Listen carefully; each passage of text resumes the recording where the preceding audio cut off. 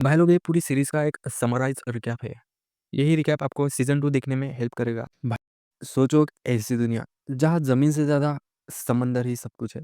तो कहानी शुरू होती है आज से 22 साल पहले, जब दुनिया का सबसे मशहूर पायलट गोल्डी रॉजर गवर्नमेंट के हाथों पकड़ा जाता है। ठीक एग्जीक्यूशन के बिल्कुल पहले रॉजर हंसते हुए पूरी दुनिया को एक राज बताता है। मेरा खजाना ढूंढ के दिखाओ। इसी खजाने को वन पीस कहते हैं, जो कि समंदर में कहीं छुपा है। और भाई यही से ग्रेट पायरेट इरा का आगाज होता है। मानो जैसे दुनिया पागल हो गई हो, हर कोई वन पीस चाहता है, जिसको देखो वो पायरेट बनना चाहता है।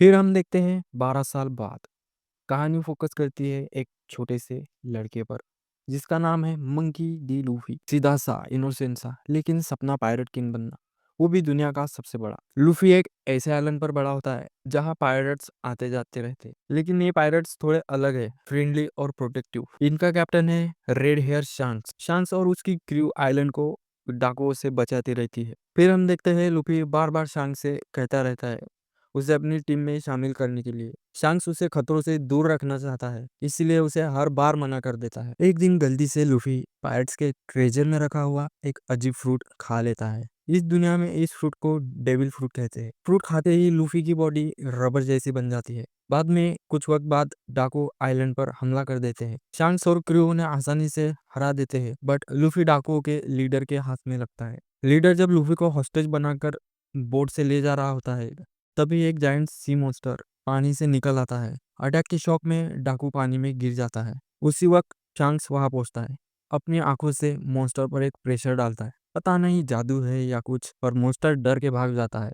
लूफी तो बच जाता है, पर शांक्स अपना एक हाथ खो देता है। उसके बाद दोनों के बीच एक इमोशनल मूवमेंट होता है। फिर बोलते बोलते शांक्स अपनी स्ट्रॉ हैट लूफी को देता है और कहता है जब तुम पायरेट किंग बन जाओ तब ये मुझे वापस कर दे। और शांक्स वन पीस की तलाश में समंदर के रास्ते निकल पड़ता है।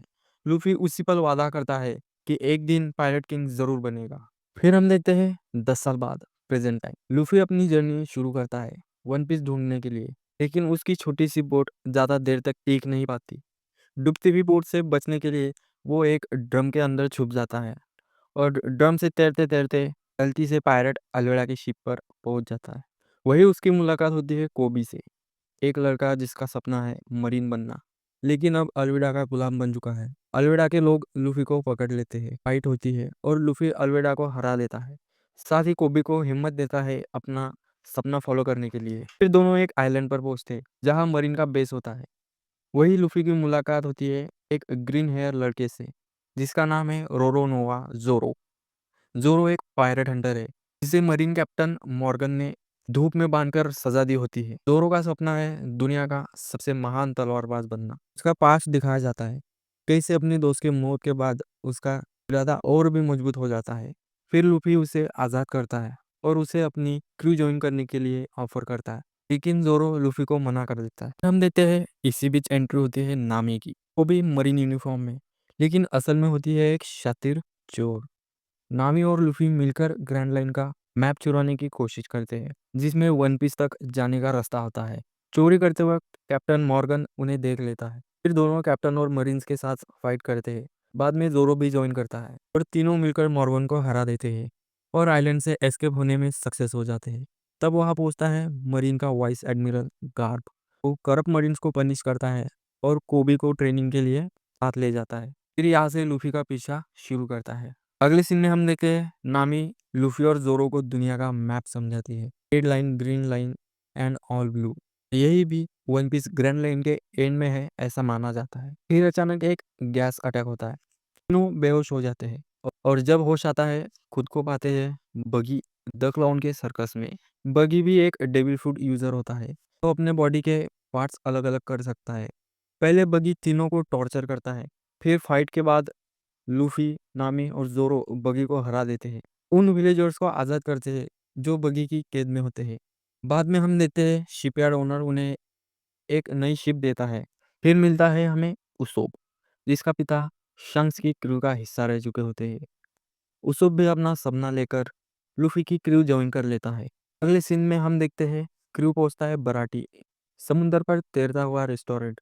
यहाँ की मुलाकात होती है सांजी से, जो शेफ भी है और फाइटर भी। सांची का सपना होता है ऑल ब्लू ढूँढना, वही ऑल ब्लू जो नामी ज़ोरो और लूफ़ी को समझा रही होती है। ऐसी जगह जहाँ ईस्ट, वेस्ट, नॉर्थ और साउथ की मछलियाँ एक ही जगह मिलती है। उसका मेंटर ज़ेफ उसे अपना सपना फ़ॉलो करने के लिए एनकरेज करता है और सांजी लूफ़ी की क्रू का हिस्सा बन जाता है।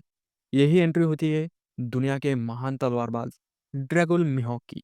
मिहोक और ज़ोरो की फाइट होती है, सिर्फ तलवारों की नहीं, सपनों की टकरार। ज़ोरो बुरी तरह हार जाता है, सिर्फ हारता है भाई लोग, मरता नहीं। उसके बाद एंट्री होती है अरलोंग और उसके फिशमैन पायरेट्स की। रिवील होता है नामी उनके लिए काम कर रही है। नामी का पास सामने आता है, उसकी माँ की मौत जो अरलोंग ने की है, विलेज पर कब्जा, विलेज को बचाने के लिए 100 मिलियन बेरीज की डील। लेकिन अरलोंग उसे धोखा देता है। नामी टूट जाती है और रो रो कर सिर्फ एक ही बात बोलती है, बस। यही से अरलोंग पार्क का एंड शुरू होता है। फिर क्या, लूफी का क्रू बिना कुछ सोचे अरलोंग पार्क की तरफ निकल पड़ता है, पूरी ताकत से लड़ता है। आखिरकार लूफी अरलोंग को हरा देता है और विलेज आज़ाद हो जाता है। फिर नामी दिल से क्रू का हिस्सा बनती है। इसके बाद वहाँ एंड में मरीन्स भी आ जाते हैं और देखते हैं कि ये क्रू कोई छोटा मोटा क्रू नहीं है। तब ही रिवील होता है मरीन का वाइस एडमिरल गार्प और कोई नहीं, लूफी का दादा है। लूफी को टेस्ट करता है, बस टेस्ट करता है, लेकिन उसके सपने के रास्ते में नहीं आता। फिर हम देखते हैं क्रू ग्रैंड लाइन की तरफ निकल पड़ता है। लास्ट शॉट में हमें दिखता है पोस्टर, जो कि दिखाता है लूफी अब ऑफिशियली एक पायरेट बन चुका है। यही खत्म होता है वन पीस सीजन 1, जो कि आपको पिछली वाली सीजन की फुल स्टोरी अब पता चल गई है। अब आप सीजन 2 देख सकते हैं।